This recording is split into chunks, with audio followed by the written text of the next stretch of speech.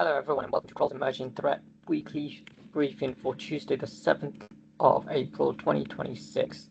My name is Mikesh Nagar and speaking with me today is Mark Messer and Ethan Afare from the Threat Intelligence team. Today Ethan will be covering North Korea linked Axios NPM compromise spreading cross-platform malware as well as fake CERT-UA infrastructure distributing AGEWHEEZE to the Ukraine institutions. I will be covering two vulnerabilities being actively exploited in the wild, which are CVE 2026-21643 and CVE 2025-53521. And Mark will be covering XLoader, sharpening, obfuscation, and hides real C2 amongst decoys, as well as CrystalX threat emerges as a MaaS blending surveillance, theft, and prankware. Now over to Ethan to tell us more about the Axios NPM compromise and the distribution of AGEWHEEZE through fake CERT-UA infrastructure. Thanks, Mikesh. A North Korea-linked threat group, UNC 1069, compromised the widely used JavaScript library Axios by hijacking its maintainer account and inserting a malicious dependency, plain crypto IS, into popular versions, potentially impacting millions of downloads. This dependency secretly runs during installation, deploys an obfuscated dropper that installs the WaveShaper v2 backdoor across Windows, Mac OS, and Linux, enabling remote control, system reconnaissance, file access, and further malware. The attack uses stealth techniques like hiding execution, deleting traces, and mimicking legitimate tools, while maintaining persistence and regularly communicating with command and control server. This incident shows a broader surge in software supply chain attacks where attackers exploit trusted open source packages and code repositories to steal credentials, spread malware, and enable larger compromises. Organizations are advised to review systems for suspicious activity, verify software dependencies, rotate exposed credentials, and maintain visibility into installed software versions, as the attacks can have widespread downstream impacts across interconnected systems. For the next story, attackers impersonated Ukraine's cyber defense agency, also known as CERT-UA, in a targeted phishing campaign, sending emails to government, hospitals, and other institutions with links to a fake website and a malicious protection tool. The site closely mimicked the official CERT-UA page and hosted a password-protected download that actually installed AGEWHEEZE, a powerful remote access Trojan. Once installed, the malware gave attackers full control of infected systems, including file access, screen monitoring, command execution, and persistence via registry keys or scheduled tasks, while communicating with the remote server on web sockets. The campaign was attributed to a group calling itself CyberSERP, which openly claimed responsibility and leveraged artificial intelligence to quickly create convincing phishing infrastructure. Despite the sophistication, the attack had limited impact, infecting only a small number of personal devices. The incident shows that the growing use of trusted branding and AI-generated content in cyber attacks, and it also reinforces the need for strong endpoint protections, user awareness, and restrictions on unauthorized software execution. Thank you, Mikesh. Thank you, Ethan. Now over to some actively exploited vulnerabilities. Reports have confirmed active exploitation of a critical SQL injection vulnerability found within FortiClient EMS version 7.4.4, tracked as CVE 2026-21643. This carries a CVSS score of 9.1 and allows for unauthenticated attackers to achieve remote code executions.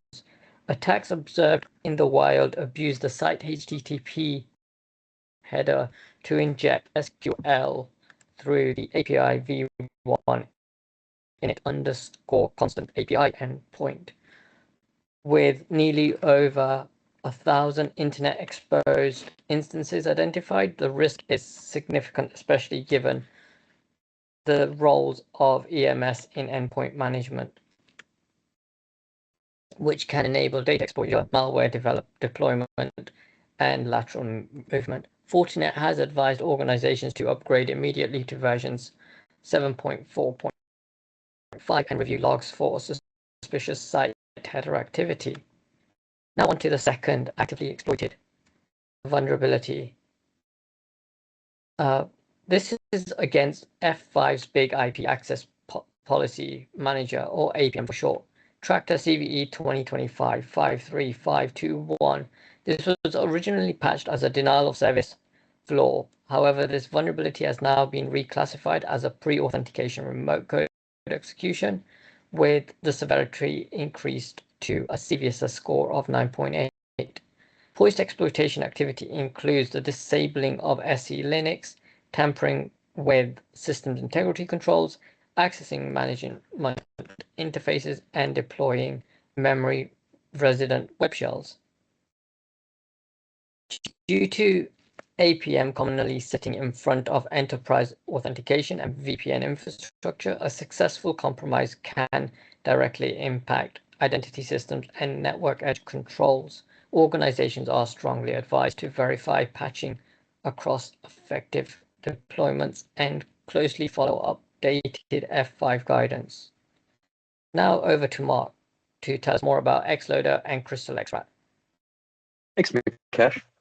Zscaler researchers have been tracking XLoader builds, and they write that the Stealer is now up to version 8.7, continuing the family's evolution from Formbook. Since version 8.1, changes to obfuscation within the sample affect how encrypted functions are reconstructed, how constants are hidden, and how automated analysis can reliably extract parameters. Function decryption parameters are now built out of order, occasionally by byte by byte, while opaque predicates, essentially checks which look important but always behave the same, and extra bitwise operations complicate pattern matching tooling, as well as complicating interpretation of the control flow. Think of control flow as observing the chain execution. Zscaler notes that these changes may look minor, but have a significant effect on automation and reverse engineering speed. XLoader still steals credentials from browsers, email clients, and FTP applications, but also supports arbitrary commands and second-stage payload delivery.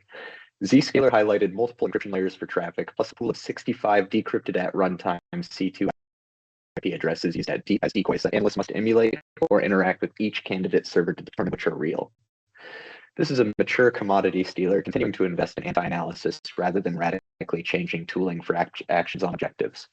For defenders, that means the threat is less about novelty of objective and more about the growing operational cost of detection, unpacking, and infrastructure attribution. Moving on, Kaspersky reports that in March 2026, they found an active campaign promoting CrystalX Rat in private Telegram chats, as well as malware as a service offerings. The malware appears to have evolved or been rebranded from Web Crystal Rat, which with promotion expanding to new Telegram and YouTube channels advertising a tiered subscription model. The malware combines a standard remote access toolkit with a stealer, keylogger, clipper, spyware functions, and an unusually large set of prankware features. These are things such as remapping mouse buttons, disconnecting peripherals, displaying notifications, changing display orientations, that kind of thing. Kaspersky says the builder supports geo-blocking, anti-analysis, stealth patches for functions including AMSI scan buffer and ETW event write, and optional VM and debugger detection features. Operationally, CrystalX connects to its C2 over WebSocket, sends system data in JSON, and can steal credentials from Steam, Discord, Telegram, Chromium-based browsers, Yandex, and Opera. It also supports file upload, command execution, remote desktop control via built-in VNC, microphone and camera access, and clipboard hijacking through browser-injected Clipper logic. Per Kaspersky, observed infection attempts have thus far been in Russia, but also note that the malware as a service offering itself is not regionally restricted, with updates to the implants occurring as well. The pace of promotion and active development makes CrystalX worth tracking as a commercially packaged access and theft platform rather than as a one-off customer ad. Returning to you, Mukesh, thank you. Thank you, Mark. And that's all that we have for this week. Thank you to both Ethan and Mark for presenting with me today. And if you have any questions, please contact us at cti@kroll.com. That's cti@kroll.com. Thank you and see you next week.